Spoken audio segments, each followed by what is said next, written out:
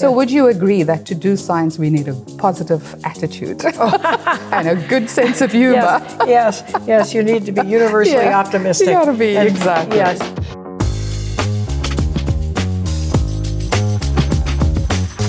So Priscilla, do you remember when you decided to become a scientist? Well, I don't really have a clear recollection. I think it was a confluence of things. I mean, when I was little, there were a lot of big stories in the news, like our first human-to-human heart transplant by South African, Professor Chris Barnard, was all in the newspapers, and it was what people were talking about.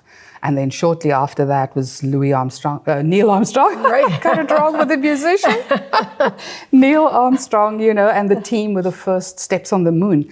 So this idea of like there's this big world outside there, or there are amazing things happening that's related to science, was actually a conversation of my formative years. I don't pin it as such, you know, as the time when I decided to become a scientist. But I think now, looking back, that was really a big influence to understand that even though you're busy with primary school, playing in the backyard, that there's this big world of science out there, and people are actually doing real science that changed the world. So for me, it wasn't a cataclysmic moment, but if I think back now, I think there were very real influences that shaped it. What about you? Yeah, I think my interest in being a scientist really sparked when I had an undergraduate research mentor who talked about the chemistry of the northern lights and the aurora. Yeah, oh, that's beautiful. And I always thought air was just air, right?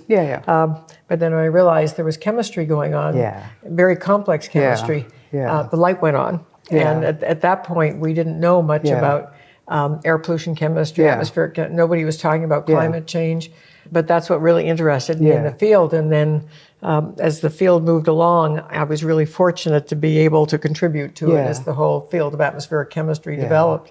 You're just the right place at the right time. The northern lights are really beautiful. They are. I mean, I've never seen it in person. Have you? Yes, yeah, of course. times. It's close to where you are. Yeah. But I always remember things like the smog in Cape Town, where the color comes from NOxes and SOxes in the air, particulate matter, etc. And I always wondered what the cause or the chemistry behind the colors of the northern lights would be. Because it seems to me that if it's blues and greens and yellows, there might even be some metallic species involved. Some, but it's very high energy, cosmic rays and so on hitting nitrogen, oxygen. And then it's so high energy it breaks the molecules apart and ionizes them.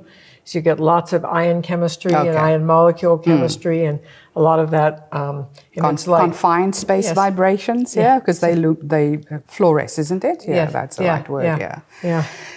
So childhood days were not spent thinking about science, but look, both of us, we've had some experience of being exposed to things that kind of guided us on this path. In fact, a student asked me what they should do to follow a scientific career and how should they decide where to go. I said, just try everything. Try everything, and something will spark your passion. Something will spark your passion. It's true. Don't force it. Just try everything. Go naturally. I say the same thing. Even to my own son when he started university, I said, just do what you're good at. If you like math, if you like computer science, if you like chemistry, art, just start with that degree. It's only the first one. Exactly. You can do more and continue or change. It's the beginning, not the end. But do start. Don't sit around and think like, oh, I don't know what to do, and then not do anything, because that's a waste of good time and good energy and gifting. You know, because some of them are really brilliant. They just can't make the decision and then they delay. So, I think that's good advice. At least we agree on that. So you mentioned this colleague that introduced you to light and scattered particles in light. Do you recall any specific role model from your younger days, your college days, or later that you still hold very dear?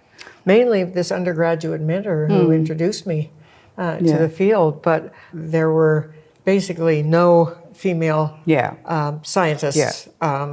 I shouldn't say there were none, but there were very few. They weren't very visible. No, and they certainly weren't visible. They weren't visible, so I didn't have female role models to follow, but I was fortunate to have a lot of wonderful male mentors and supporters. Yeah. And I want to correct myself. I mean, I'm saying so quickly they were invisible due to no fault of their own. I mean, if it wasn't for awards programs now, today, like this, like we would also UNESCO. be invisible, you know, because I don't think it's natural in our careers, male and female, to go and look for the limelight and say, oh, I'm the scientist. It doesn't happen like that.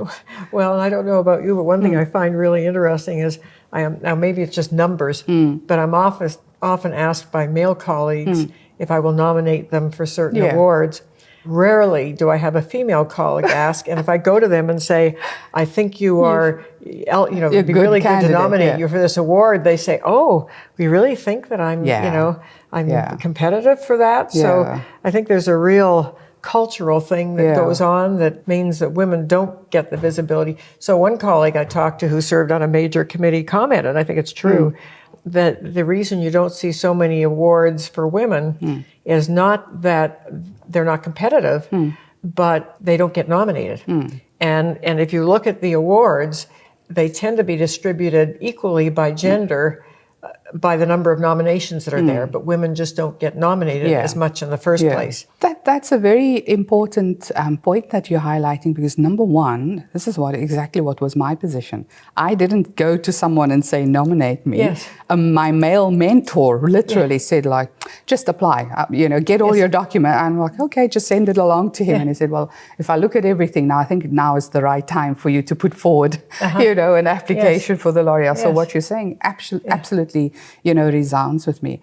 And even in our applications, because it takes time, because we have to now think of, putting it into a format, it's extra work. I think sometimes it's just that there isn't time in the day to separately think about, I have to advertise my work. We rely on our institutions.